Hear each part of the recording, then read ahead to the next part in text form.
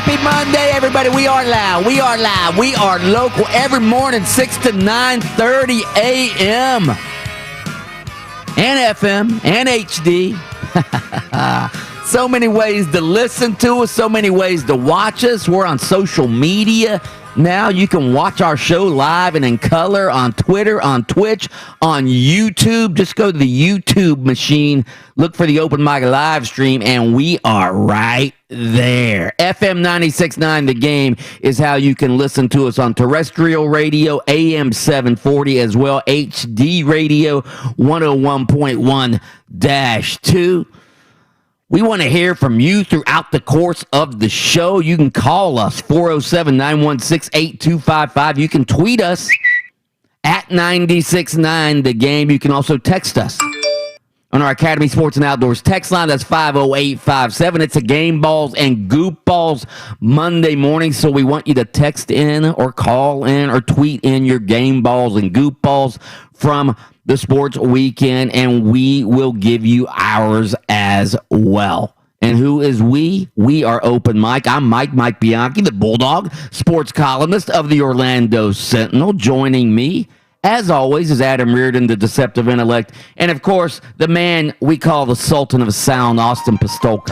Yeah, that's right, Mike. Last week, the doctor of bracketology was in, and this week, not so much.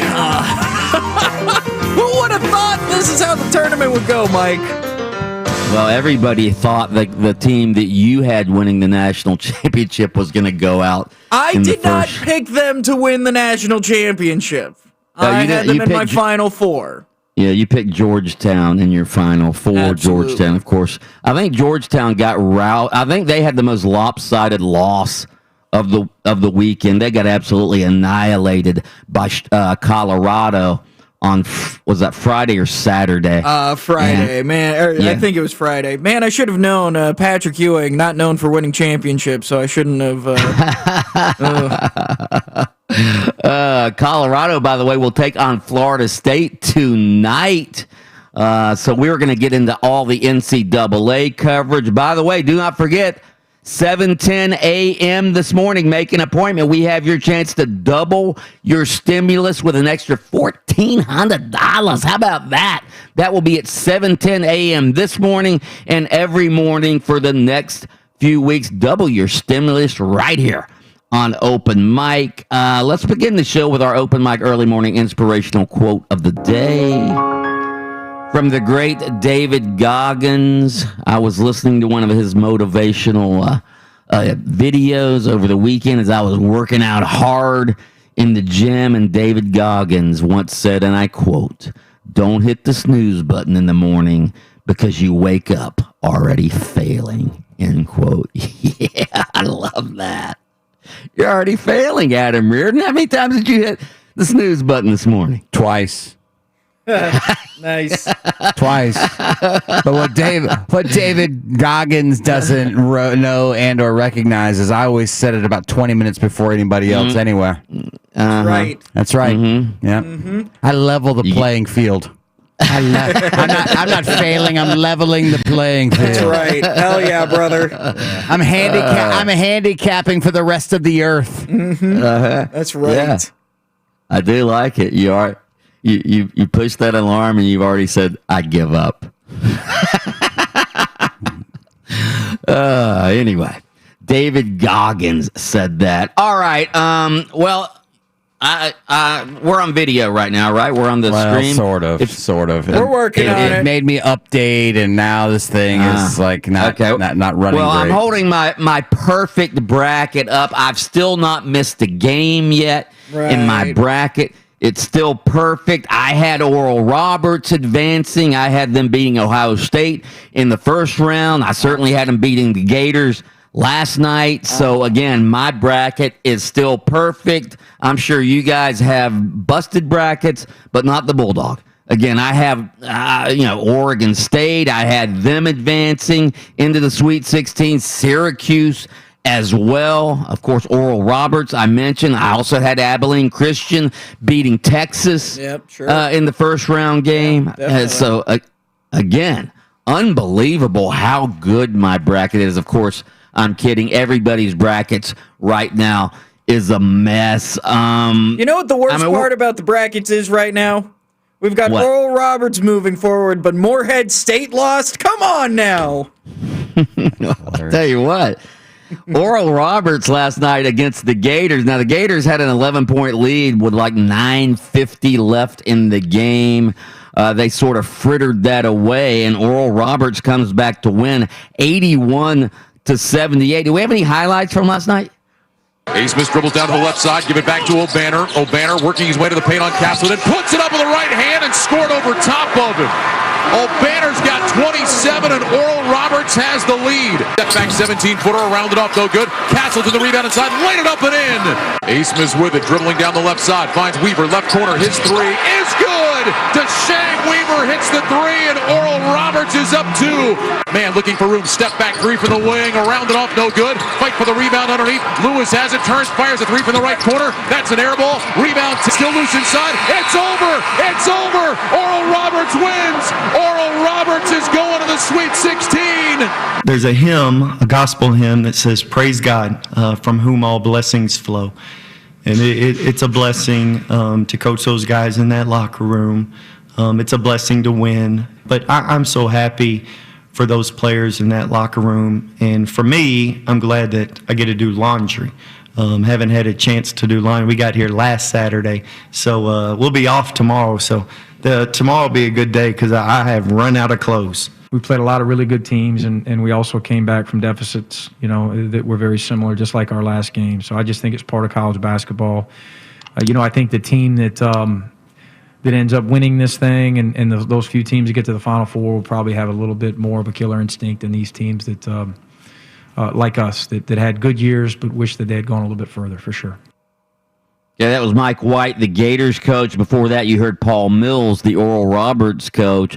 Do you have that clip up again? Can you play that again, or is that just part of the montage? Which clip? Paul Mills. Yeah, I've got Paul Mills.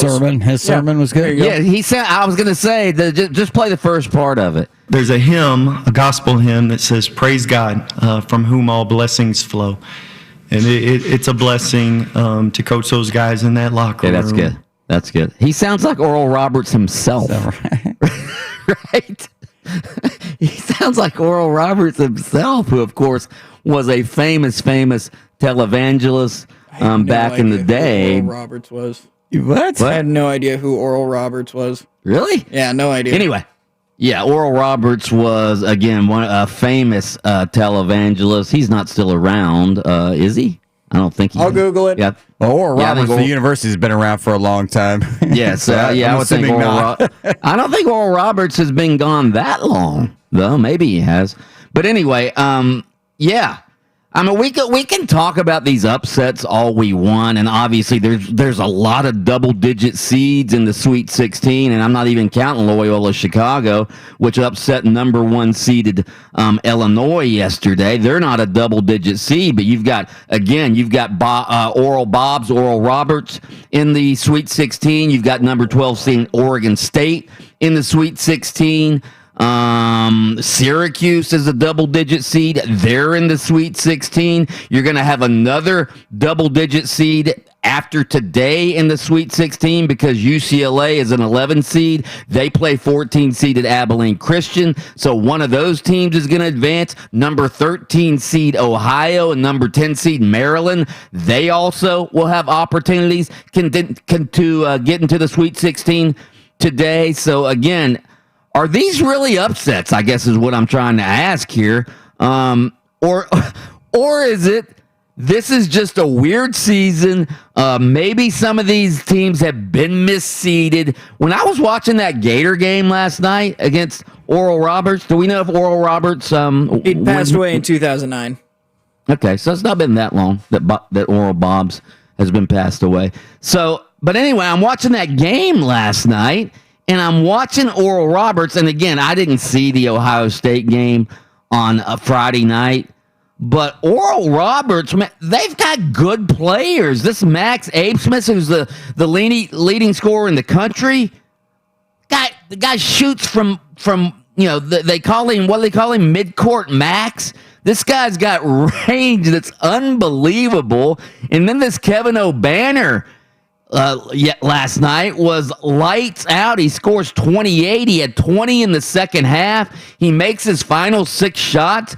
They had better offensive players than the Gators did last night. So again, we can call it an upset. Obviously seeding wise it is, but when you watch those two teams play last night, it didn't seem like the Gator players were significantly better than Oral Roberts, did it?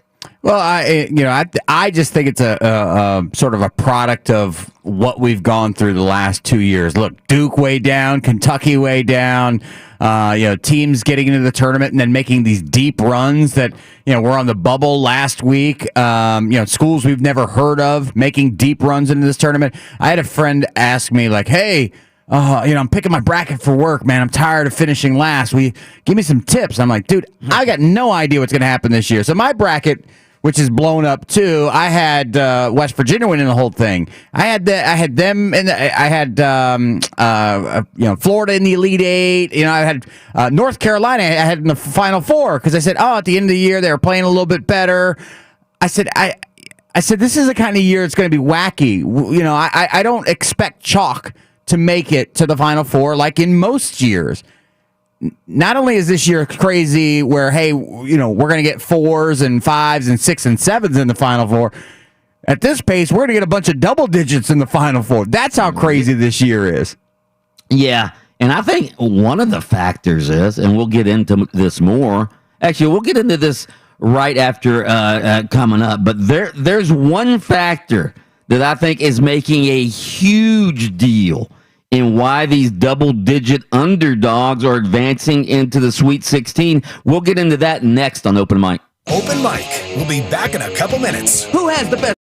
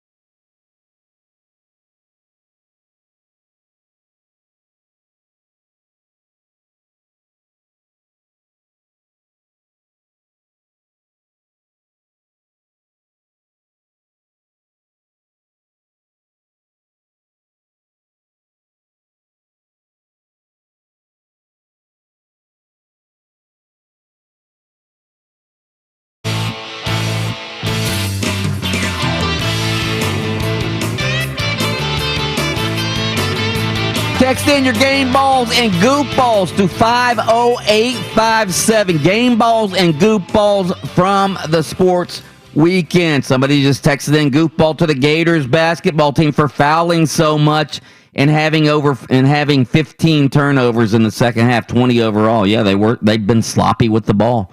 No question about it. We'll get into more of the Gators here in a minute. Somebody else just texted in. Open mic question for Monday's show.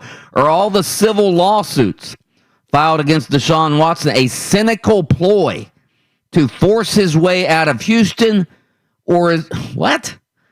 Well, have you seen the conspiracy theory going around about... Or is he now second-guessing his approach to handling his displeasure with the organization? So the reason for that text message, there's a conspiracy theory going around about how the lawyer how there are so many people coming forward with stories about Deshaun Watson, and the lawyer is supposedly best friends with the owner of the Texans. Well, again, that's a rumor. He was neighbors with him. I don't think anybody ever said he's. That's what people are saying, rumor. And so they are then saying that, oh, isn't it convenient that this is the lawyer that is representing the women against Deshaun Watson when the owner is the one who is being slighted by Deshaun Watson?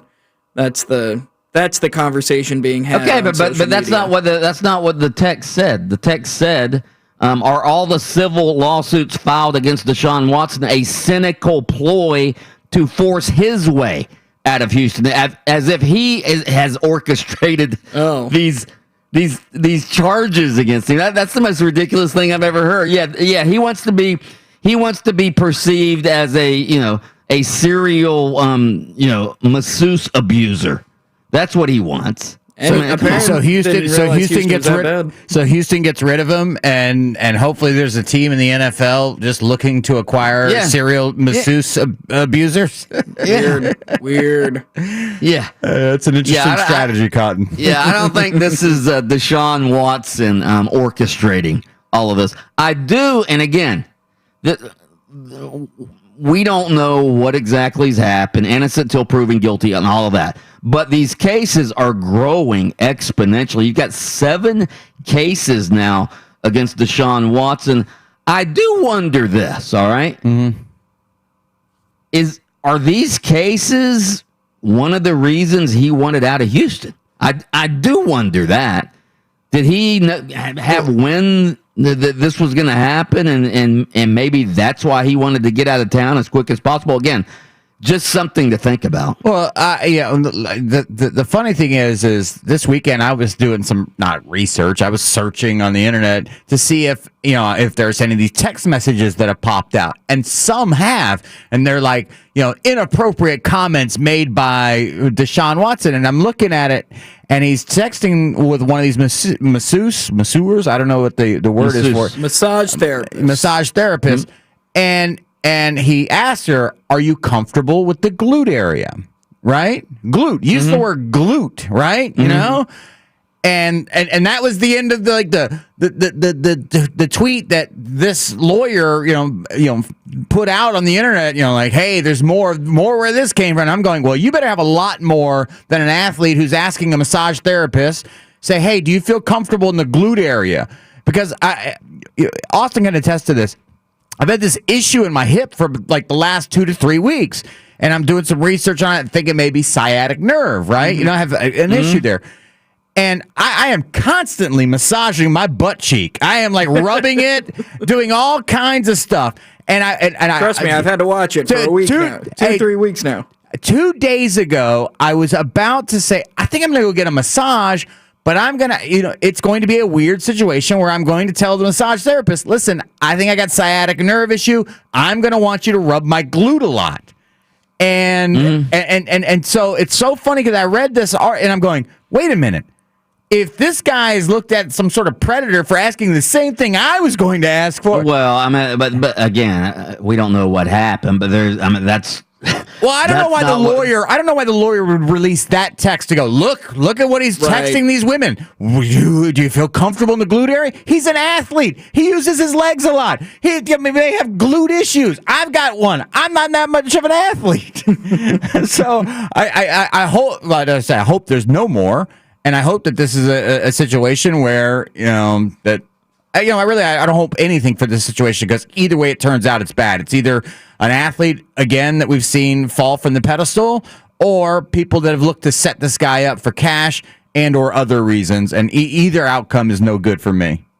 Yeah, and Deshaun Watson, again, this attorney's name is Tony Busby. Do we have the clip from Tony Busby? He had I don't know if it was a I do press not have it, but conference. I can get it. Okay. He had a press conference over the weekend where he sort of, issued some of the charges against Deshaun Watson, and he also said that, and this is where, if you're Deshaun Watson, again, whether you're innocent or guilty, you're a little worried that, according to this attorney, Tony Busby, he's getting ready to turn over this evidence he says he has. And again, we don't know what evidence he has. He's getting ready to turn it over to the district attorney and requesting to then go before the grand jury, which means the civil charges in these so far 7 cases could turn into criminal charges. So that's where we're at now with this Deshaun Watson case. And again, whatever the outcome is, it's not good. Deshaun Watson's already been painted as, somebody who we didn't think he was, all right? He's been painted as that by this lawyer, and it's going to be back and forth. He said, she said, all of that. Do we have the clip? I'm searching for it right now. Okay, it was on the I think it was on one of the lists I sent you. I've So if you got want to Tony look at them. Busby takes a lot of courage to face Yeah, okay, play powerful that one. people. All right, here we go. I am getting it. Goodness, computer, stop the madness. Move on. We Mike. do have good. Don't- We do have new chairs we're sitting in though. That's good. Okay. That computer's old. Don't worry about it. But again, it's going to be very, very interesting to see what happens in this case. But I will assure you of this to our texter, okay? This had nothing to do with Deshaun Watson orchestrating these charges against him. This is a Scooby Doo episode. You know who ended up setting up Deshaun Watson?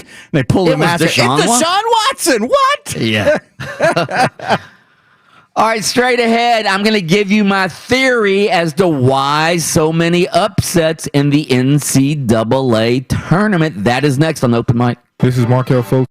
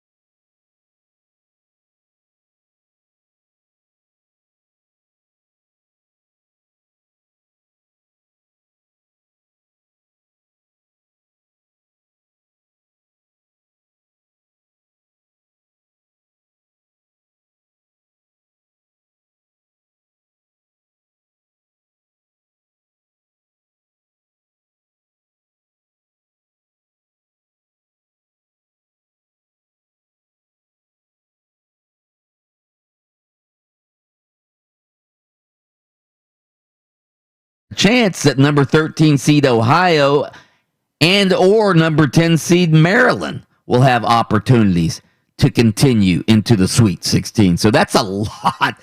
That's a lot of double-digit seeds in the Sweet 16. Here's my theory, all right?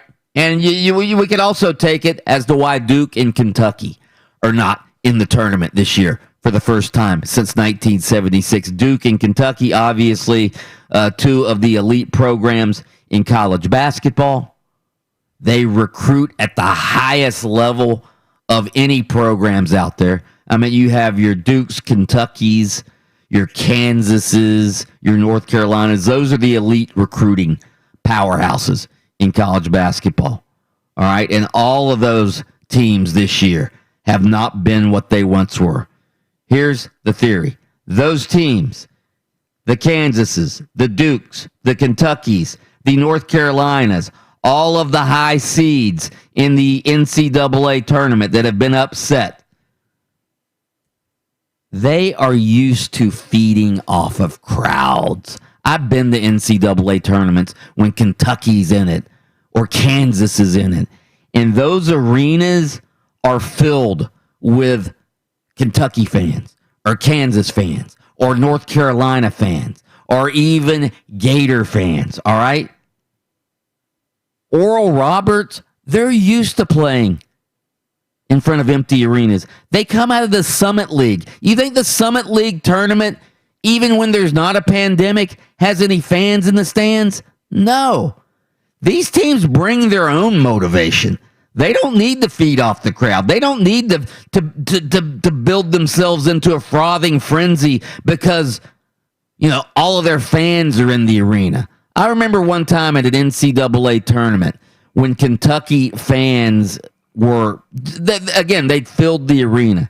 And Hugh Durham, actually this was an SEC tournament, and Hugh Durham, who was then the coach at Georgia, he goes, it was like a blue mist in that arena. There was blue all over the place. It was a blue mist just hovering over the court. And that's what it's like when these big-time programs are usually in conference tournaments or NCAA tournaments. Huge amount of fans follow those programs. And when they don't have their fans, you know what? More even playing field. These smaller teams, the mid-majors, they're used to not having fans. They're used to staying in, not the nicest of hotels while they're at a tournament. Now you have all the teams crammed in Indianapolis, and some of these big-time teams, they don't get to stay in their four-star hotels and get pampered. They're staying at the Red Roof Inns now. So that's my theory. Your thoughts? I mean, there may be something to that because we know in the first two rounds, normally the higher-seeded team gets the luxury of playing closer to home, but they don't, or the lower-seeded team. They get the opportunity. Duke, you always knew was going to be playing in Greensboro. You knew that. With all their fans. That's right. And they would pack the place. Kentucky would always be playing somewhere within a 50-mile stretch of them. Cincinnati. That's right. It'd be a big blue nation wherever it was that they were playing. They had those advantages. And then the crowd, that's a huge deal for them. So the less amount of travel, more comfortable. Obviously, the fans are there. They kind of, in that first round game, if they're down, if they're the 2 seed, if they're Ohio State, if Ohio State's playing, now I guess Indianapolis is pretty close to Ohio State, maybe a bad example. But the arenas aren't full, right? And you were able to pack it with Ohio State fans, and they found themselves down to Oral Roberts with about 5 minutes left, and that crowd sort of lifts them, does give them that opportunity. What I do find is in that second weekend though. What I'm saying now only pertains to the first weekend because once you get to that second weekend and you have like a more of a national feel to it, people sort of embrace these Cinderellas. And the crowd gets behind the Loyola of Chicago's. I'm the Sister Jean. She's a story again. And nationally, Oral Roberts is going to be the absolute darling here over the next week or so as we get into the Sweet 16 and start getting ready for that. And so the crowds will actually start sort of, it'll change in the second weekend. You'll have those home crowds that are cheering for the high seeds because that's where they're packed in normally. And then you get to this weekend and it's all about the Cinderellas. The problem is with nationally, we're going to have a lot of Cinderellas to choose from. We're not going to know which Cinderella's actually right. Cinderella. See, I don't count like Syracuse though as a Cinderella. I mean, they're a traditional program. They come from a major conference. Even Oregon State, they don't count. You have to come from like the Horizon League or the Summit League to be a Cinderella, don't you? Syracuse can't be a Cinderella. Well, I mean, people would say NC State or Raleigh Massimino's Villanova team was a Cinderella. They won the national championship as an 8 Yeah, seed. but that's because they were playing Big Bad Georgetown. Well, yeah, no, right? I guess if Syracuse ends up knocking off Abilene Christian, it won't feel like much of a Cinderella story in the national championship game. but yeah, no, yeah, I mean, I think you can be a team that just put it together at the end of the year, and that's kind of a Cinderella story. It's more of a Cinderella story of we've never heard of you, because that's the Cinderella story. It's like nobody had ever heard of this girl. She goes to the ball, and she ends up winning the Prince. Yeah. All right, 50857, text in your game balls and goop balls. We're going to hand ours out next on Open Mic. Open Mic. We'll be back.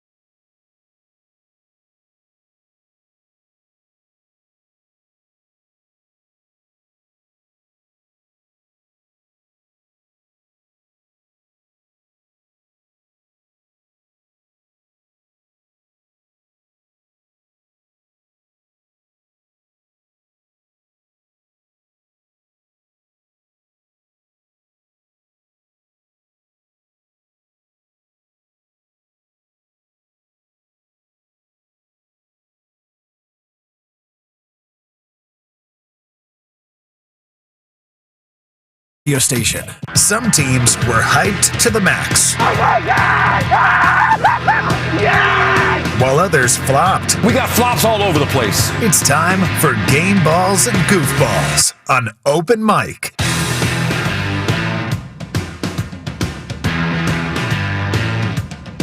All right, text in your game balls and goofballs to 50857.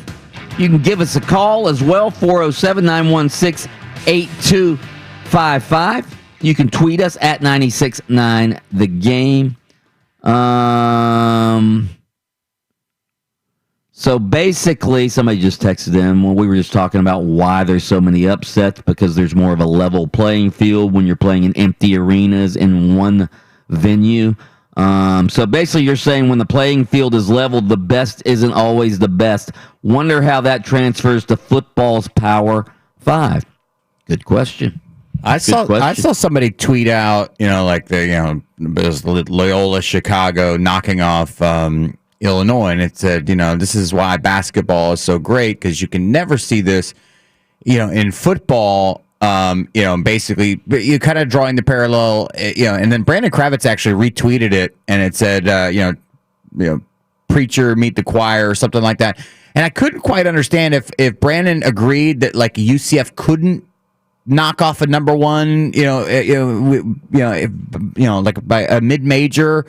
I couldn't understand what he was saying, but there's a huge gap between the 8 seed knocking off a 1 seed in basketball, because it's essentially a top 4 team losing to a top 32 team. When you sort of extrapolate the numbers. But listen, in college football, if you're an undefeated number 7 UCF, I do think you have a chance to beat the number one team in the country. Now, I don't believe that in a playoff, number 32 has a chance to knock off number 1 in a college football playoff.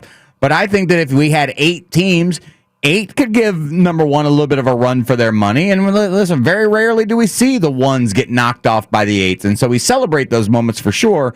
But to draw the parallel between football and say that either they're, look, we can do it or we can't, I think it would just depend on the year and on the program. Yeah, and I do think, again, I think it might be easier in basketball. Obviously, if you have a star player in basketball, like Oral Roberts has a couple of really good players, all right? If you have those guys and they get hot in a one-and-done NCAA tournament setting, then you can pull the upset. I do think it's a little bit harder in football when you've got, when you got Alabama and their 5-star recruits year in and year out playing a team that doesn't get those type of recruits. But anyway, it's an interesting argument. Number 1 game ball to all of those underdogs, all of those double-digit seeds from the mid-majors who have advanced in the NCAA tournament. Give me some highlights from the mid-majors. The Loyola Chicago Ramblers have upset the number 1 seed, Illinois. The Ohio Bobcats knock out the last national champion in college basketball. And Oral Roberts does it, stunning the 2 seed, Ohio State. Abilene, the Wildcats from ACU have absolutely thundered into the NCAA tournament to beat Texas. Wow. Unbelievable weekend in college basketball. Florida State, one of the, not one of the top 2 or 3, they're a 4 seed, but UNC Greensboro gave Florida State all they wanted for a while on Saturday. Florida State ends up winning that game by 10. Florida State, again, a tough team, competitive team. They're always tough-minded.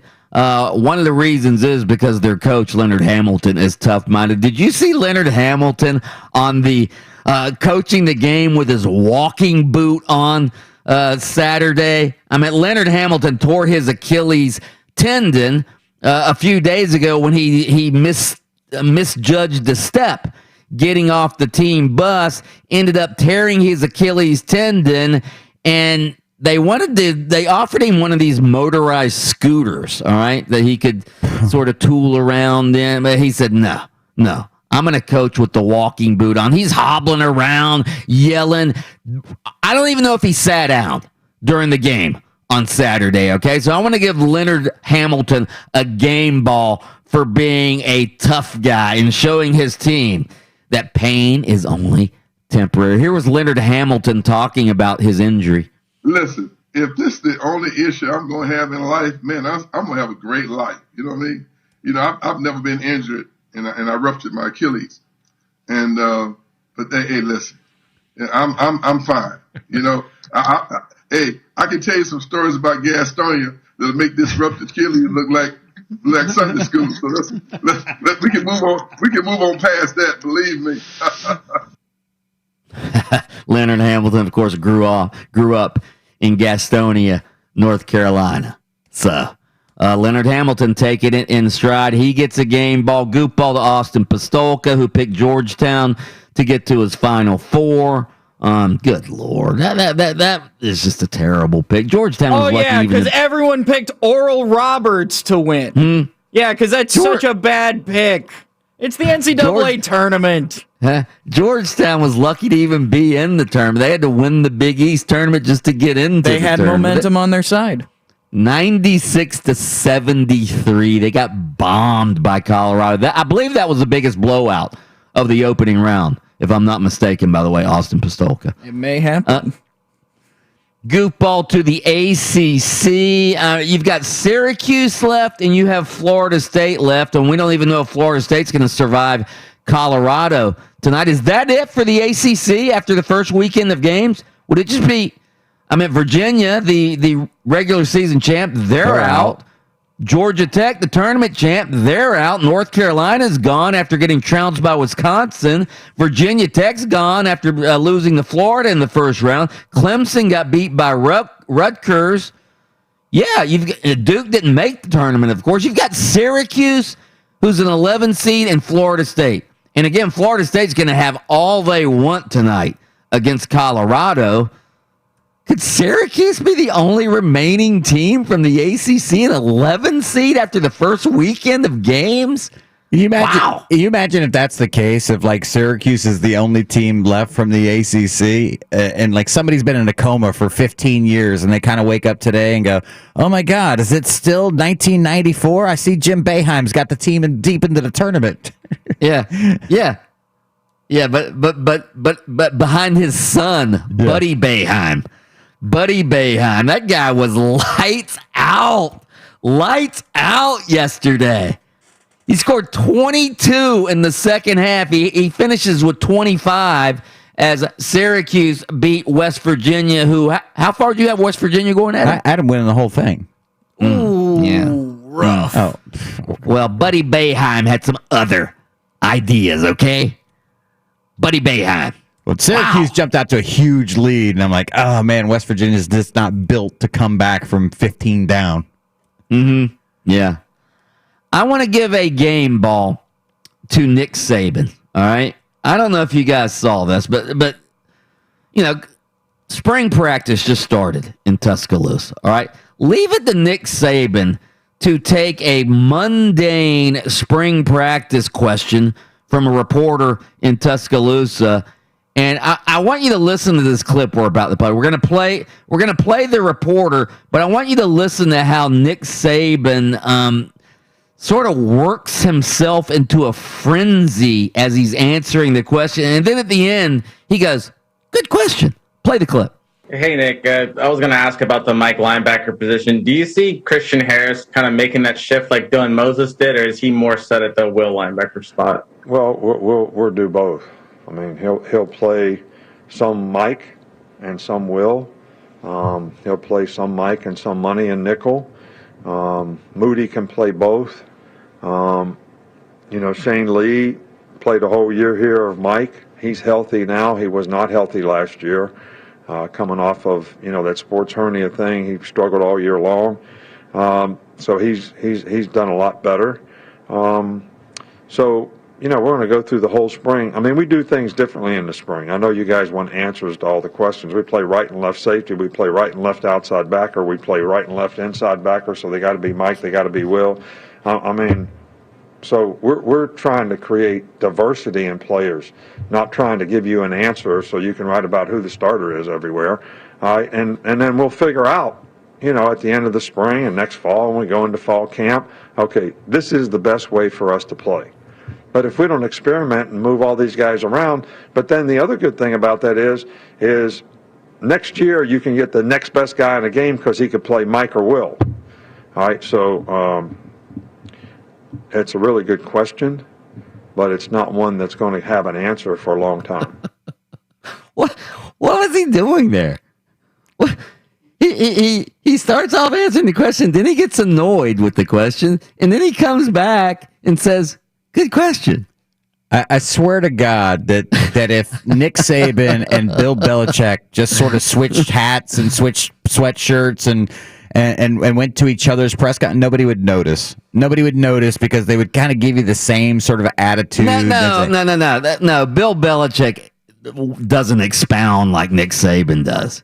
And Bill Belichick never really gets. He doesn't get annoyed. He's just sort of emotionless.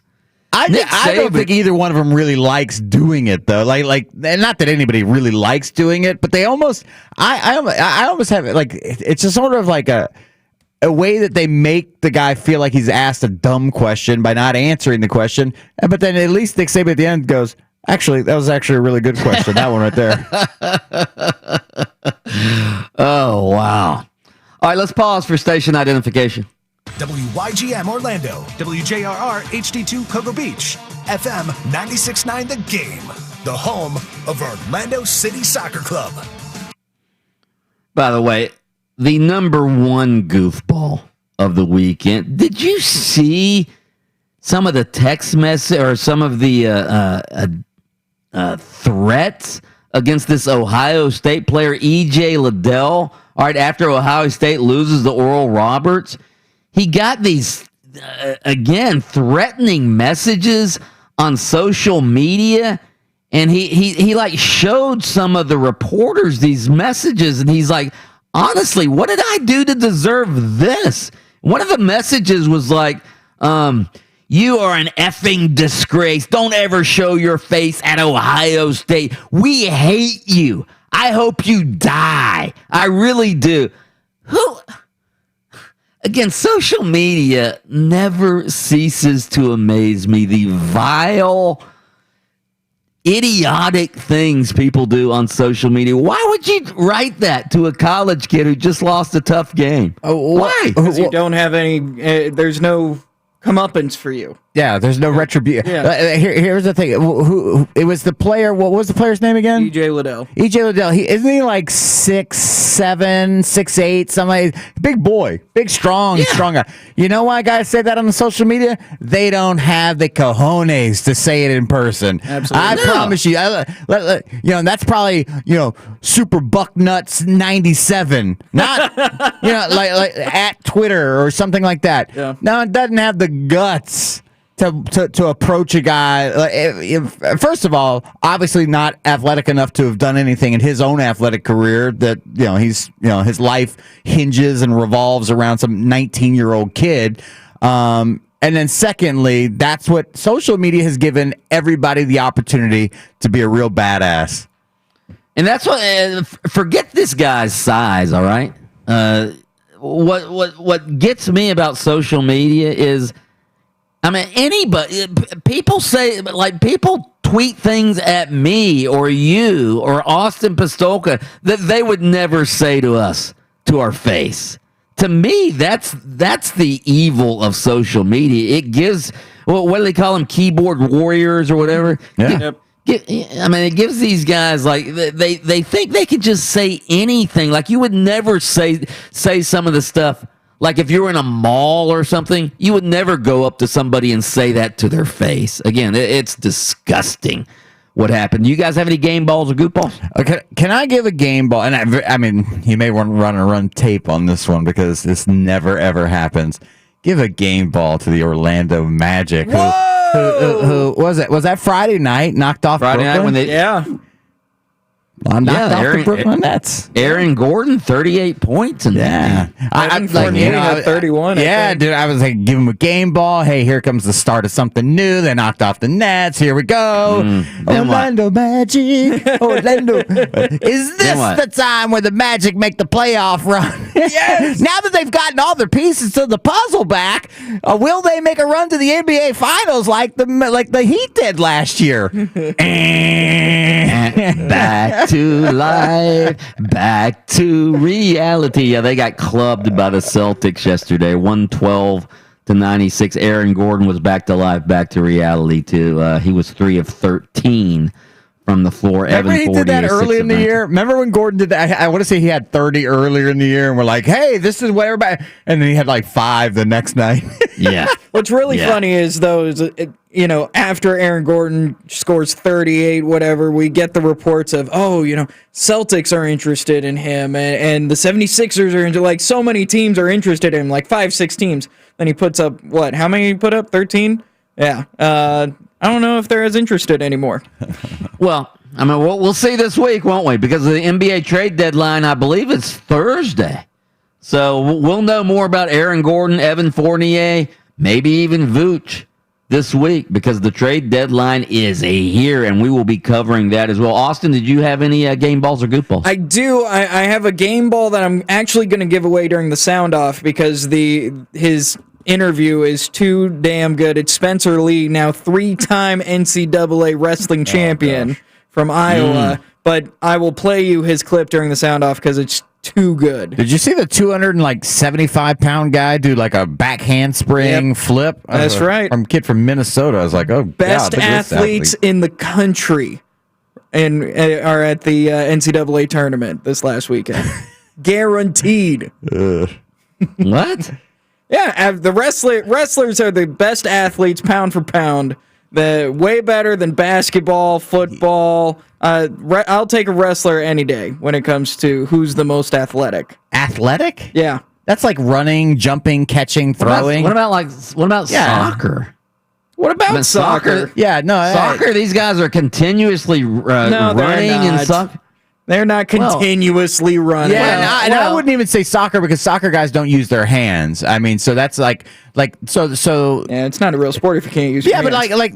but wrestlers, they don't catch or throw anything. They catch and throw human beings. No, they lay on human beings. I tried to watch it. I tried to watch it too. I mean, because it was on TV this weekend. Yeah, and I guess because I don't know the nuance of it, so like when you're like when they're both sitting there with their heads like close to each other, like they're whispering sweet nothings, but they're like sort of hugging but not wanting to hug, you know. They're tied up. I mean, there wasn't even a whole lot of action going on. And like once in a while, a guy would try to get the other guy down. You know, I will. Go ahead, Mike.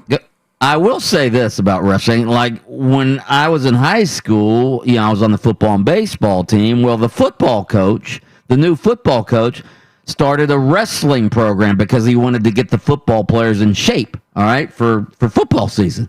So we all went out for wrestling, and I got to tell you, I've never been so tired and out of breath as if you wrestle somebody, like real wrestling.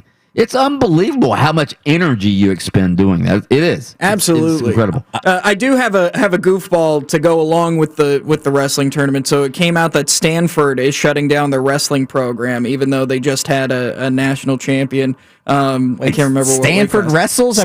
Yeah, brains and brawn. Absolutely. So goofball to Stanford for getting rid of their wrestling program. All right, let's do a little front page of the internet real quick. What you reading there, honey? It's very exciting stuff, you see. It's the front page of the internet. Here we go with the front page of the internet this morning. We start off on YouTube's trending page where, do you guys remember the Catch Me Outside, How About That girl?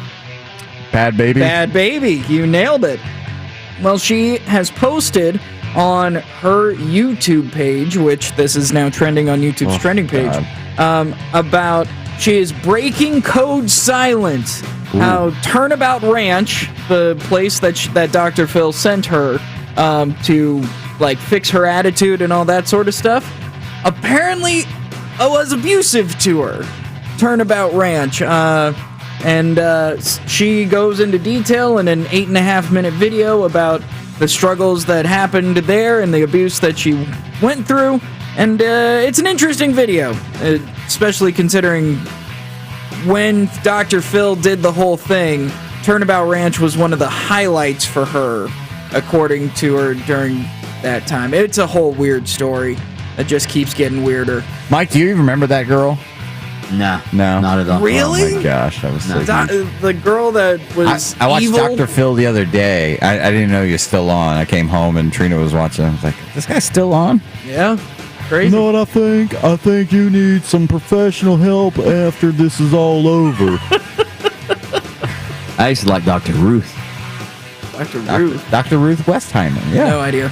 No idea who Dr. Ruth is? Are you kidding me? As like I'm not even joking. as like a 12-year-old boy, like even though what Dr. Ruth looked the way she looked, just hearing her say certain things was like, oh yeah, she was a love doctor. Well, yeah, before anything else. Yeah, before anything else. Yeah. Okay, I gotcha. Happy birthday today to William Shatner. God, he's got to be 85. He's the guy from Blue Thunder, right? Oh wait, no, that was Roy Schneider, or whatever his name. No. He's James T. Kirk from Star Trek. Yes. Oh, that Priceline guy. Priceline guy. He's 80. He's 90. Oh, I was gonna say 90, but I thought that was ridiculous. Old. Trending on social media today is that City of Miami Beach has declared a state of emergency and imposes curfew to try and control spring break crowds. Guess what? It isn't working very well. I know we're all super shocked, and I'm going to end with this joke that I think is one of the funniest jokes that I've ever seen, and it's so stupid. All right, what is the opposite of formaldehyde? Oh God, I don't know. Casual dejekyll. Get it? Formaldehyde. Casual dejekyll. Formal hide, casual dejekyll. Yeah. Oh. Yep. God, that's terrible. And I was like, man, well, the bar that we have right now on this show is Retort School. I was like, oh man, he'll be able to beat that, I'm sure. Nah. Dude, that was the Orlando Magic of jokes. This joke is on the front page of Reddit right now, and it's just the joke. I love it so much. Good Lord. All right, straight ahead, we're going to do a little sound off, but first, we have a chance for you to double your stimulus. How about that?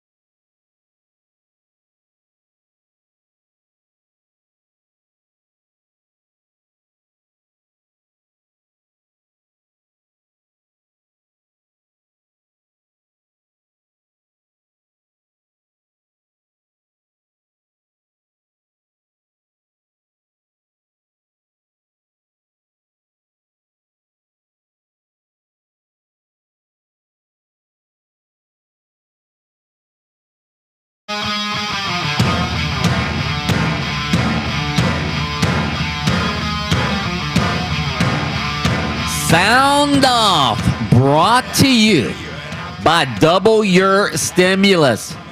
You just had your chance to double your stimulus. We do it at 7:10 a.m.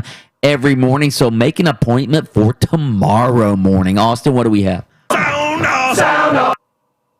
Listen, if this is the only issue, Power 5 and major college teams, right down to the wire, that just says a lot about how the game of college basketball is evolving. The high school, the AAU, guys are developing. So that's Leonard Hamilton talking about how college basketball is evolving, and it's because, basketball players now are coming up just so much better than they have in the past, and there's more talent to be spread around. Do you agree with this, as we've seen more upsets than ever in the NCAA tournament, Mike? Yeah, but again, I don't know that that's why we have all the upsets this year. Again, this is a strange year, a strange situation. You're playing without fans, first of all, or a limited number of fans. First of all, these big time teams are used to feeding off of big time crowds, and they don't have that during this tournament. They haven't had it during the regular season. Why do you think so many big time teams had bad regular seasons this year? They still had the same recruits. Those recruits just weren't playing and feeding off of their crowd. So I don't necessarily agree with Leonard Hamilton on this. Sound off. Sound off. We played a lot of really good teams, and we also came back from deficits, that were very similar, just like our last game. So I just think it's part of college basketball.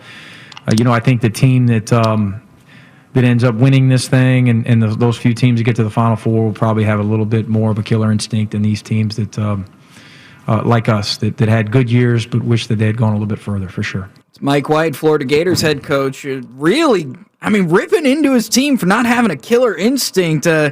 Is that something you can coach, Adam Reardon? Well, yeah. You know who has a killer instinct? Florida sports fans. The University of Florida fans. I said before we left for the weekend, just uphold your seeding. And in a way, I guess Florida can look at it and go, hey, we're the 7th seed, so technically we should only make it to the round of 32 because we'll lose to the 2 seed. Well, guess what? In the NCAA tournament, you got to beat the teams that you're better than. And sometimes you get lucky and the draw falls in your favor, and you have to take advantage of that. And when a 15 seed knocks off a 2, which happens 1% of the time in college, and you get that benefit, you have to take advantage of that. And you have to win that game. And you got to go to the Sweet 16.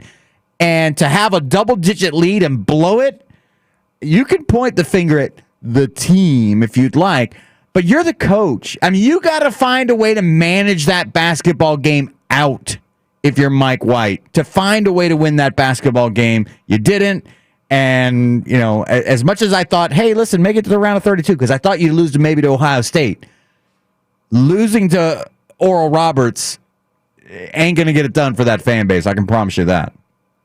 Sound off. Sound off. 8 days ago, I tore my ACL in my other knee. I'm wrestling with no ACLs.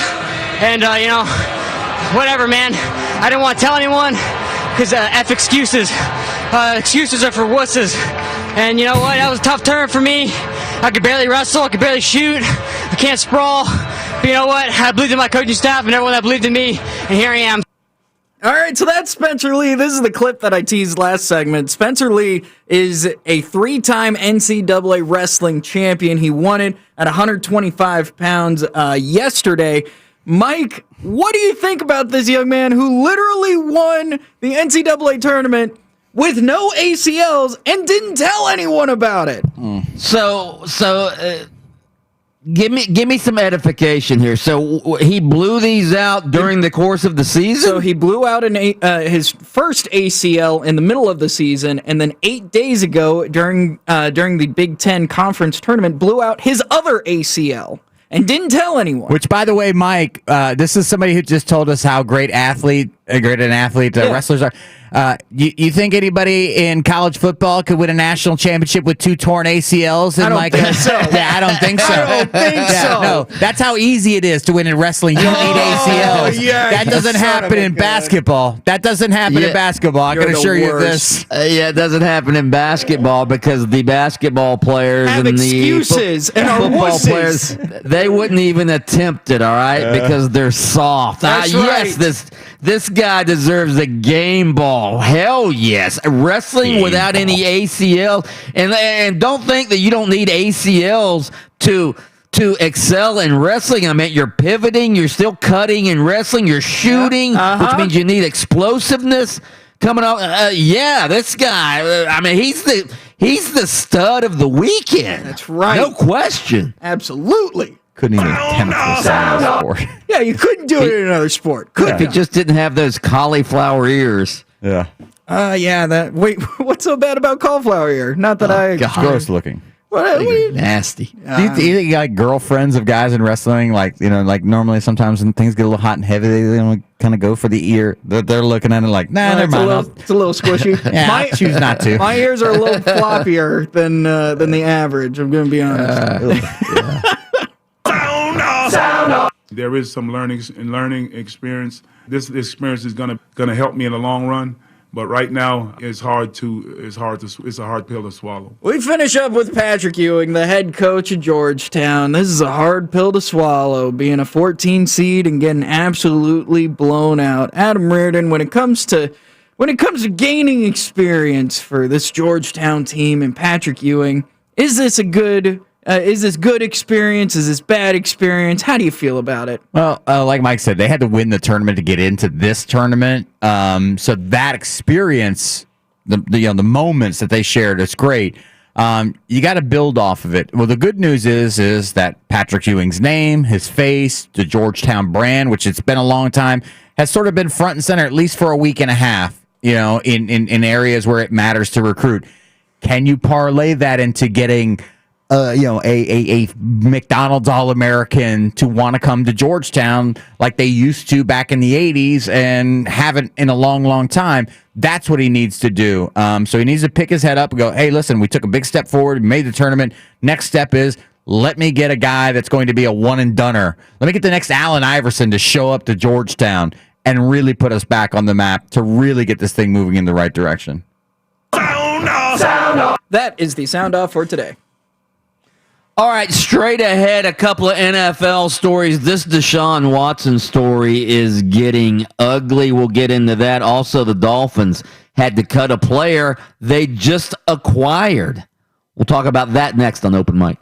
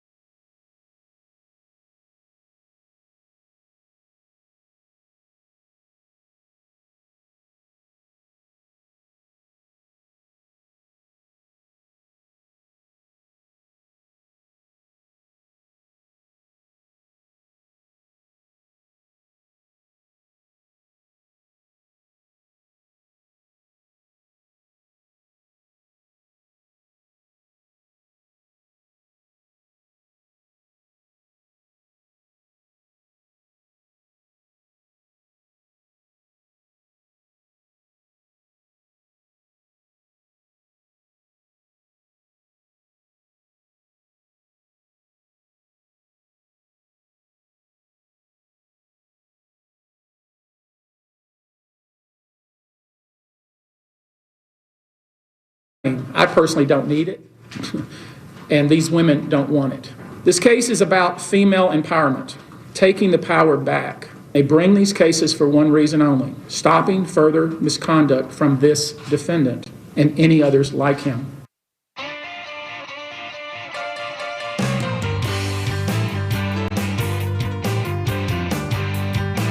That was Tony Busby, the Houston attorney who is representing multiple female massage therapists who are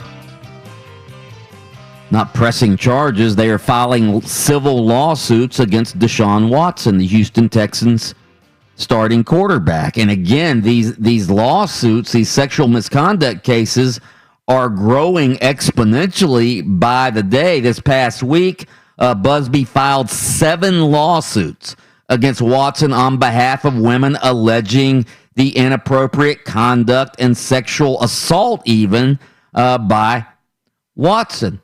Busby also said in a news conference on Friday he will file an additional 5 other lawsuits against Watson, quote, in due course. All right, so again, this is getting ugly for Deshaun Watson. It's a he said, she said. Right now, we haven't seen any evidence, although Busby did release a couple of nebulous text messages from Watson to one of the masseuses.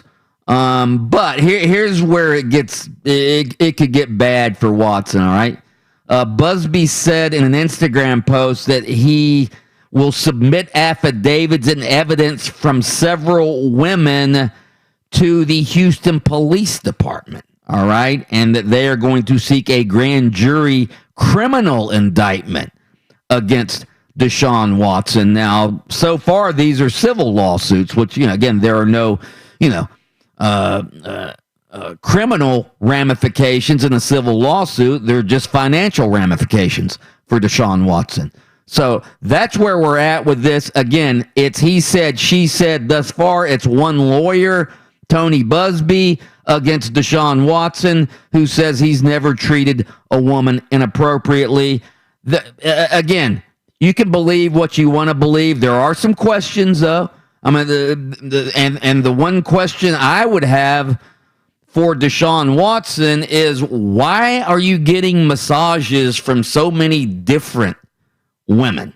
All right. Usually, if you're a star athlete, if you're a quarterback of the Houston Texans, hell, I'm sure the Houston Texans have a massage therapist.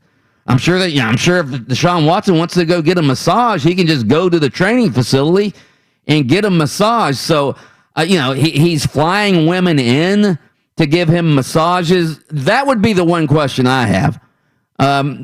Like for instance, I used to get massages. All right, I don't anymore, but I would have one massage therapist I would go to. Why so many? Is that a legitimate question?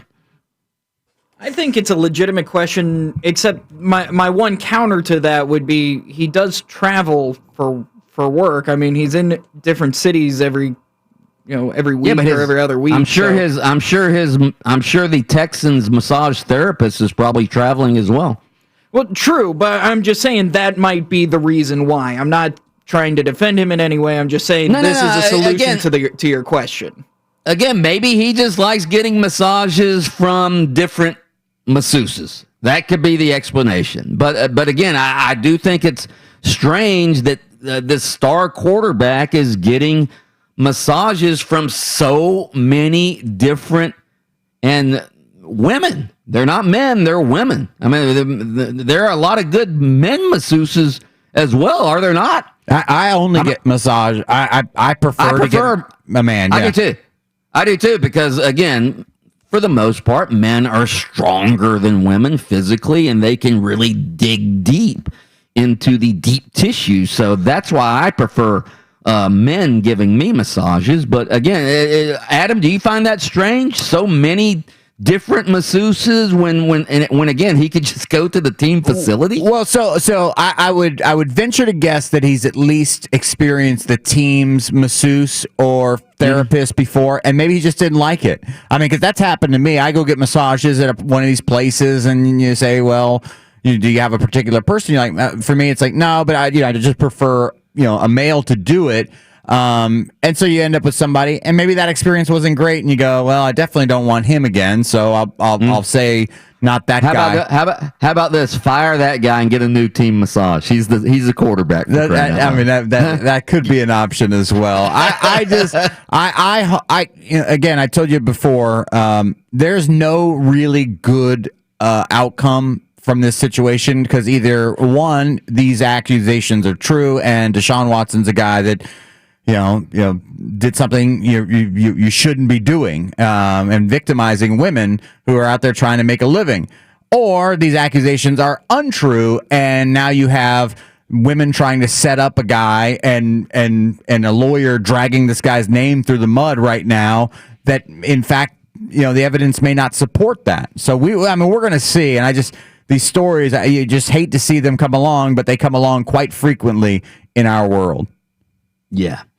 The other NFL story I wanted to get to really quick is Isaiah Wilson. All right. The Miami Dolphins just obtained Isaiah Wilson. He's an offensive tackle. They obtained him in a trade from the Tennessee Titans.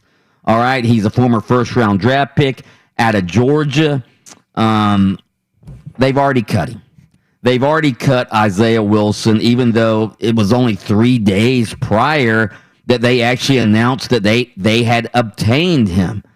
And he went to Poly Prep Country Day School in Brooklyn, New York, at a high school. That's the same high school that Dolphins coach Brian Flores had attended. Now, there was the hope that Wilson could turn his NFL career around under Flores in Miami and become the starting caliber right tackle that he was projected to be when he was drafted in the first round. But that didn't last long. Again, he was habitually, I don't know if troublemaker is the right word. He was habitually unprofessional in Tennessee, all right? So they just ditched him because he was late for team meetings all the time. He didn't show up. And same thing happened in Miami. Miami obtains him. They're giving him another chance. And what's he do? He was late for his physical. The first day at Miami, he was late for his physical examination. He was late for his orientation meetings. He was late for the voluntary practices. And so the Dolphins said, "The hell with this. I'm going to cut him." And then there was a picture of him on social media or video. He was toking on a vape pen, dancing on top of a car without a shirt on. Again, not exactly what NFL teams want to see with a player who has dealt with a lot of off-the-field problems. Do you have sympathy for him? Because I don't. Well, so one, the Dolphins traded for a guy that we knew had these sort of issues before, and after 3 days they cut it. You knew what you were getting into. You knew that this was going to be a reclamation project. So I'm shocked that they would cut him so quickly. Maybe more to this story eventually comes out. But what makes me laugh is, he was late to voluntary workouts, which means that he just never tried to show up at all to the voluntary workout, he'd have been fine. But the fact that he tried to show up and was running late, that screwed him. At the end of the day, he should have said, it's voluntary. I'm not going. Good grief. Again, I don't get it. I don't get guys, and I always bring up Antonio Callaway, the former Florida Gators receiver. I don't get guys who have all of this talent and they're given multiple chances and they just, you're essentially blowing your future. You're blowing millions of dollars. Mike, it's because these kids from a very early age are so talented that they never, ever face any discipline until it's a moment like this where the league says, listen, we are bigger than you. Where these guys have never been in that situation, because even in college football, those kids are bigger than the program because that's what's building the program. The NFL doesn't need Antonio Callaway. Florida at one point needs Antonio Callaway to beat Tennessee. Damn right they need Antonio Callaway. Georgia needs this guy. Unfortunately, this is the spot when there's millions of dollars on the line that the league goes, we don't need you, and boom, you're gone.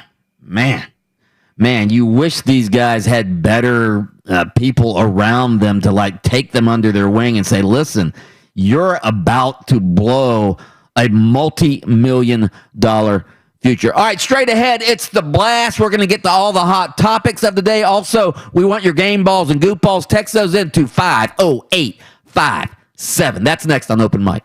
Open Mic.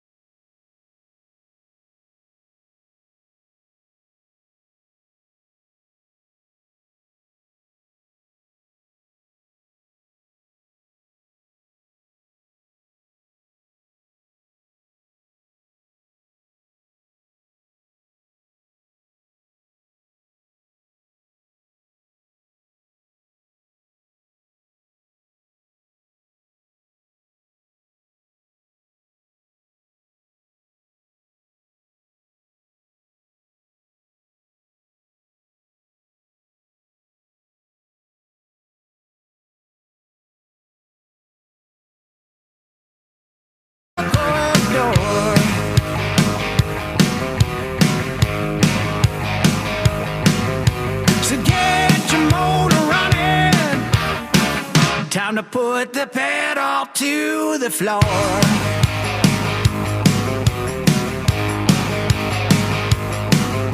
It's loud and live and local. Oh, time for open mic.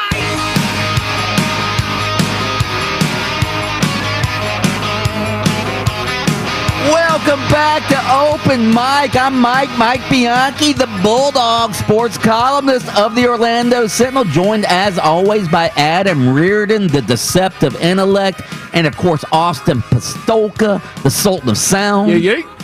Together we are Open Mic, the troika of sports talk radio excellence in this megalopolis we know as Central Florida. I have my bracket right here. It's intact. I have not missed a game yet in the NCAA tournament. First weekend nearly complete, and I'm still perfect.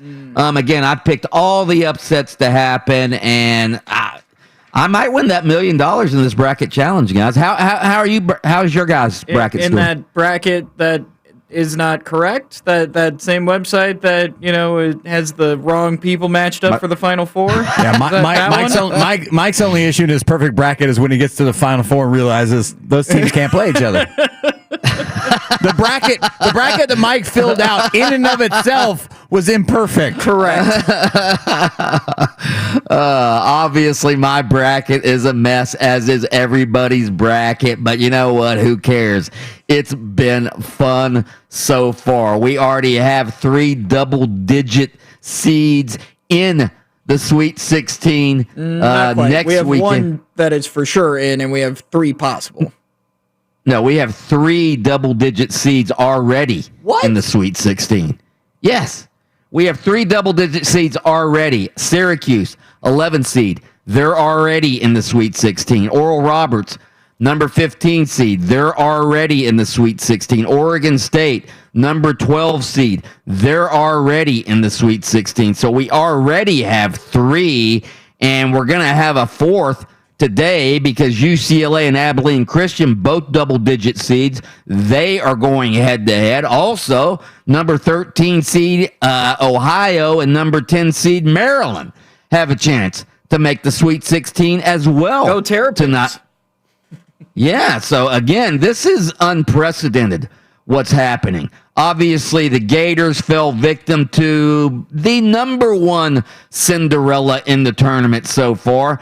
Oral Roberts, the tiny evangelical college, they upset Ohio State, a number 2 seed in the first round of the tournament. And then last night, they beat the Gators. They came back from 11 and won the game 81-78. Here's what it sounded like. A. Smith dribbles down to the left side, give it back to O'Banner. O'Banner working his way to the paint on Castleton, puts it up with the right hand and scored over top of him. O'Banner's got 27 and Oral Roberts has the lead. Step back 17-footer, rounded off, no good. Castleton the rebound inside, laid it up and in. A. Smith's with it, dribbling down the left side, finds Weaver, left corner, his 3 is good. DeShang Weaver hits the 3 and Oral Roberts is up 2. Man looking for room, step back 3 from the wing, around it off, no good. Fight for the rebound underneath. Lewis has it, turns, fires a 3 from the right corner. That's an air ball. Rebound tip, still loose inside. It's over. It's over. Oral Roberts wins. Oral Roberts is going to the Sweet 16. There's a hymn, a gospel hymn that says, "Praise God, from whom all blessings flow." And it's a blessing to coach those guys in that locker room. It's a blessing to win. But I'm so happy for those players in that locker room. And for me, I'm glad that I get to do laundry. Haven't had a chance to do laundry. We got here last Saturday, so we'll be off tomorrow. So tomorrow will be a good day because I have run out of clothes. We played a lot of really good teams, and we also came back from deficits, that were very similar, just like our last game. So I just think it's part of college basketball. I think the team that ends up winning this thing, and those few teams that get to the Final Four will probably have a little bit more of a killer instinct than these teams that, like us, that had good years but wish that they had gone a little bit further, for sure. Okay, so that was Mike White. You heard second there. The first comment you heard was from Paul Mills, the coach of Oral Roberts, who himself sounds like he should be a evangelical minister. Doesn't he sound like a minister at a church when he's taught? But play that clip again real quick, Austin. Do you have that? There's a hymn, a gospel hymn that says, "Praise God, from whom all blessings flow." And it's a blessing to coach those guys in that locker room. Just the tone. All right, that's good. In that Just locker room. In that locker room. I like the one guy who claps. Claps at the end. That guy thought he was preaching a sermon. He's like, praise the Lord. Yeah. Hell glory. So, of course, again, you just heard Mike White as well. Of course, a lot of Gator fans on social media. Mike White is their favorite whipping boy. They were blaming him last night for the loss, for slowing down the offense when the Gators got the 11-point lead late. As Trey Mann, the Gator star player, said, the team was gassed down the stretch, and they were trying to focus their energy on stopping Oral Roberts because Oral Roberts has a couple of really good offensive players. And I guess Mike White was trying to get them to save their energy on the offensive end, told them to slow the ball down a little bit so you could rest up on defense. And obviously that didn't work because Oral Roberts came back from 11 down. We're going to get into who should be, should Mike White be blamed for this loss. Again, Gator fans love to blame Mike White for everything that happens within their program. Mike White, by the way, if you're scoring at home, all right, Mike White, and again, I realize you don't hang banners for winning one game in the NCAA tournament, but Mike White, one of only 5 coaches, all right, one of only 5 coaches to have won a game in the tournament the last 4 years. Again, that's not something you hang banners for, but it does show a level of consistency within your program that at least you're getting to the tournament, and that should be the level of expectation for the Gators. They should, a program like Florida, they should get to the tournament most years, all right? That's a fair level of expectation, and they should make occasional runs. Now, as Adam pointed out earlier, they had a chance to make a run in this tournament to the Sweet 16, but they lost the game. All right? We're going to get into all of these questions right after this station identification. WYGM Orlando, WJRR HD2 Cocoa Beach, FM 96.9 The Game, the home of Orlando City Soccer Club. You feel that? Oh, I can feel it. We're about to blast off. Just hook it to my veins! It's time for the blast. That's right. It is time for the blast here on Open Mic, and the blast brought to you by Frank Gay Services. If you need an electrician or a plumber, you need them right now, go to frankgayservices.com. They will get you hooked up. That's frankgayservices.com. We start off with the Open Mic thought-provoking daily poll. Do you credit 15th seeded Oral Roberts with winning the game last night, or do you blame the Florida Gators for frittering it away? Mike? I'm going to let Adam fire first on this one. All right, first of all, the only fritter I know are apple fritters, which are a good thing. Which are a good thing. Fritters? What about conch fritters? I've had conch fritters. So I've never run across a bad frittering. So, I mean, I was a little confused by the verbiage here. No, listen, when you have an 11-point lead in a basketball game, you should win that basketball game. You should win the basketball game. So, with all due respect to Oral Roberts and what they were able to accomplish here this past weekend, if you're Florida, you look back on that and you go, we blew that opportunity. Not that they came out and took it from you. You blew it. So, yeah, I'm down on Florida on this one.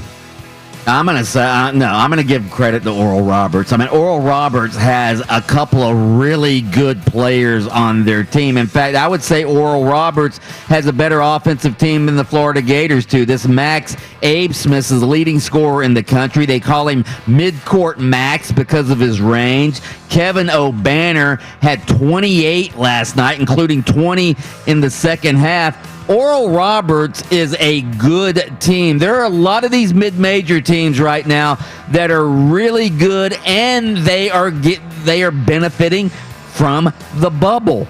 Playing in front of a little amount of fans. They're used to that in the leagues that they play in, whereas these big-time teams, they're used to full arenas and feeding off the crowds. Well, guess what? There's no real crowds to feed off of anymore, so that plays right into the hands of the Oral Roberts of the world. Mike White is still, in my opinion, a pretty damn good college basketball coach, and I'm not blaming him for this. With 51% of the vote, it's close. but they blame the Florida Gators. Supplemental poll number 1. Which mid-major Cinderella has been the best story of the NCAA tournament thus far? Is it Oral Roberts, Abilene Christian, Loyola Chicago, or Ohio? You gotta go with Sister Jean, don't you? Even though they aren't a double-digit seed, Sister Jean and Loyola Chicago going up against the big boys in their own state, the number 1 seeded Illinois Illini, and they beat them. They beat Illinois, and right before the game, Sister Jean said a prayer. The 101-year-old nun said a prayer for Loyola Chicago. Let me just read you a little bit of her prayer.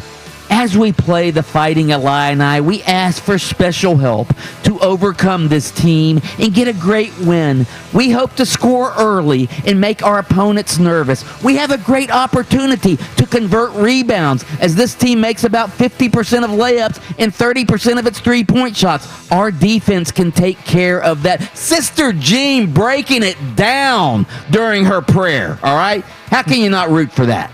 All right, I'm going to go with Oral Roberts because Loyola Chicago had their run. What was that, 2 years ago? Yep. Was that 2 years ago? 2018. Yeah, Sister Jean was a 99-year-old praying nun out there, giving best wishes to her team. So yeah, I'm going to go with Oral Roberts. We're gonna listen. Even though God's everywhere, he can only pick one team in the bracket, okay? And I think he's going to switch from the Catholics to whatever Oral Roberts is. I got no idea what Oral Roberts was. Hey, real quick, though, another reason it should be Loyola Chicago is because Sister Jean, as we all know, is Shot Doctor's girlfriend. Yep, that checks out. With 59... I do not want to check that out, first of all. 59% of the vote says Oral Roberts is the way to go. 33% say Loyola Chicago. And I think one person voted for Ohio. So that makes you feel any better. Supplemental poll number 2. Would the majority of FSU fans rather have a national championship in basketball this season or an 8-win football team? Let me ask you this. Does one of the 8 wins include over the Gators or Miami? You can have one or the other. You cannot have both. I'm going to go, yes. They would rather have an 8-win football team. I think, again, Leonard Hamilton and what he's done with that basketball program has been amazing, but the vast majority of FSU fans do not care anything about college basketball. They're football fans. Their football team is, down and out right now.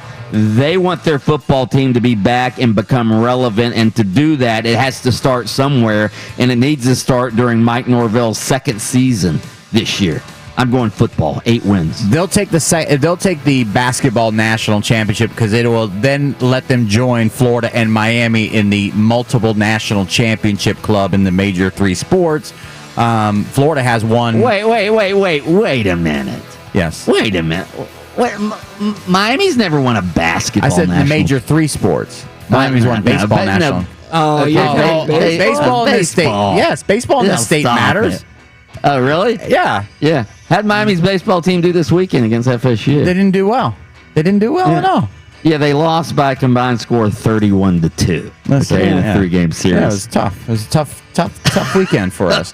But listen, you're taking credit for baseball. You guys you're acting like baseball doesn't matter. Like we talked about Mike Martin for like weeks on this show. Like Mike Martin's retiring. Because he couldn't win it. Is Mike Martin one of the great coaches in all time Florida? No, baseball matters. Mike Martin is. How sad has Adam Reardon become that he's starting to take credit for Miami's baseball? They at least still won national champions. I think one of the reasons that Florida State would take the basketball national championship right now, it does take a little shine off of something that Florida says that they have, which is national championships in football and basketball. Right. What about those Gator back-to-back gymnastics championships, huh? Well, yeah, and and Florida used to be the only one with a women's soccer title, but FSU's raced past them there. So that's right. 56% of the vote says they'll take the basketball national championship. Yeah. Supplemental poll number 3. With LeBron James now out indefinitely with a high ankle sprain, are you rooting for the Lakers to make or miss the playoffs? Mike, explain this question to me. Well, because the Lakers, unless you're a Lakers fan, the Lakers are probably the team that most NBA fans like to root against because they're a dynasty, sort of like the Patriots. You like to root against the Patriots. Now, I'm not going to... I want the Lakers to make the playoffs, right? Because, again, you want the team that you don't like to make the playoffs so you can root against them in the playoffs. But I don't want them to win the championship, and I certainly want LeBron to get back and get healthy. But when you look, Anthony Davis is already out, all right? I don't know when he's going to be back. LeBron has this high ankle sprain. He's going to be out for multiple weeks. The Lakers have now lost 2 in a row without LeBron. They're the 3rd seed right now, but they're only is it 5 games? Yeah, they're only 5 games away from being out of the playoff, the 8th seed. So they could miss the playoffs. I'll root for if LeBron is injured and going to be out for a long period of time. I want them to not make the playoffs, so it further cements his position as the most valuable player in the history of this league. Look at teams with LeBron win, teams without LeBron lose. That's as simple as that. And then with their one ping pong ball, I'd like to see the LA Lakers win the draft lottery. By the way, here's what needs to happen. All right. If the Lakers are in danger of making the playoffs without LeBron and Anthony Davis, here's what the Magic need to do. The Magic need to go to the Lakers this week, trade deadline, and say, okay, just to help you guys make the playoffs, we'll trade you Vooch for a injured Anthony Davis. We'll do it. Nice. We'll sacrifice Vooch for an injured Anthony Davis. What do you say? That checks out. Yeah. Yeah. That's pretty even. How about if they throw in a 2nd-round pick and get an injured LeBron while they're at it? Yeah. Yeah, there you go. 60% of the vote wants the Lakers to miss the playoffs.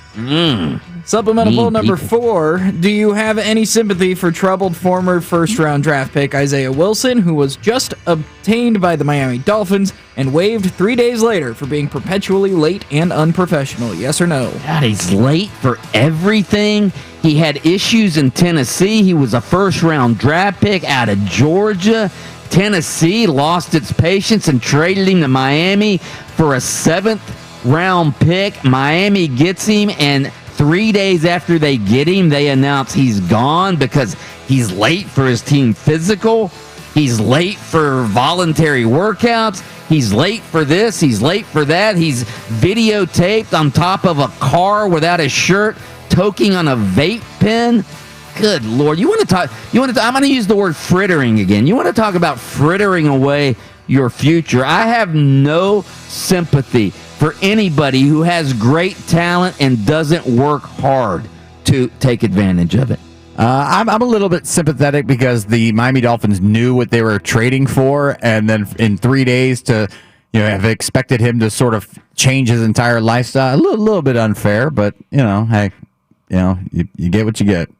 With 91% of the vote, no! I ain't got no sympathy. It's a 91%. 91%. And finally, the open mic Would You Rather poll. Which retro video game would you rather play? Are you a Pac-Man man or are you a Space Invader guy?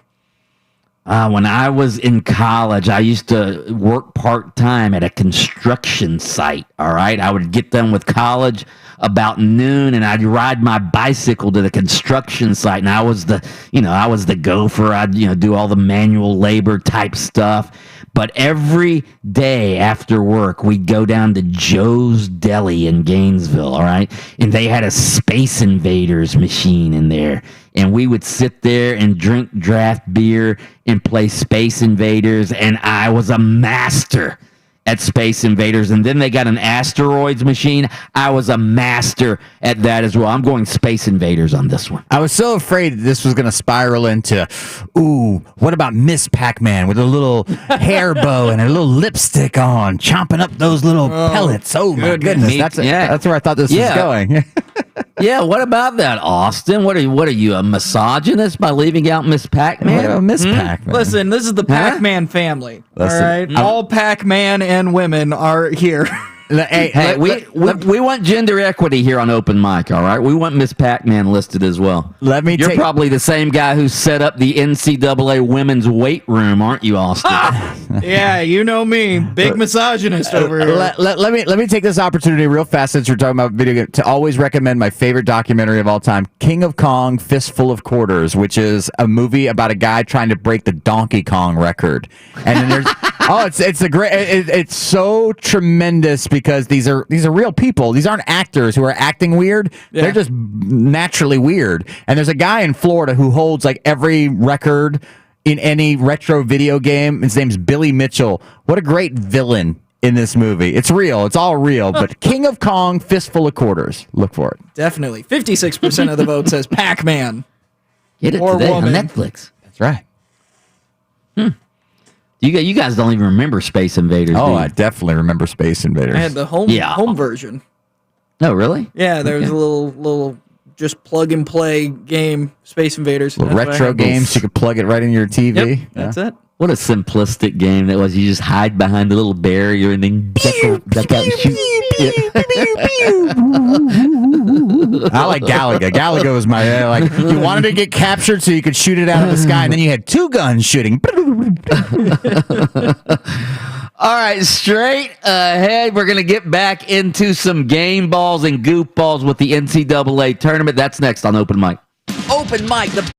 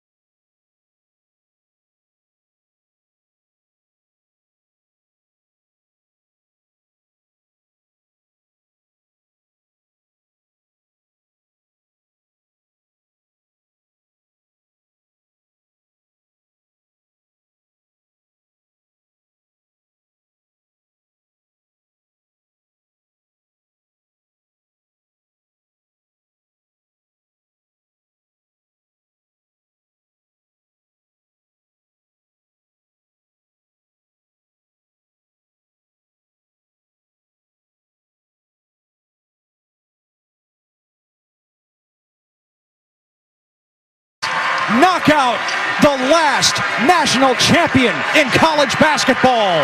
And Oral Roberts does it, stunning the 2 seed Ohio State. Abilene, the Wildcats from ACU have absolutely thundered into the NCAA tournament to beat Texas.